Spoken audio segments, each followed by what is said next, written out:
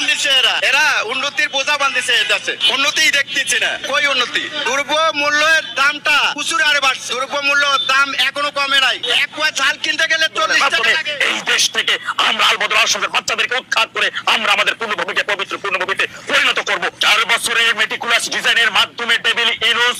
পশ্চিমা সাম্রাজ্যবাদের কাছ থেকে $3 মিলিয়ন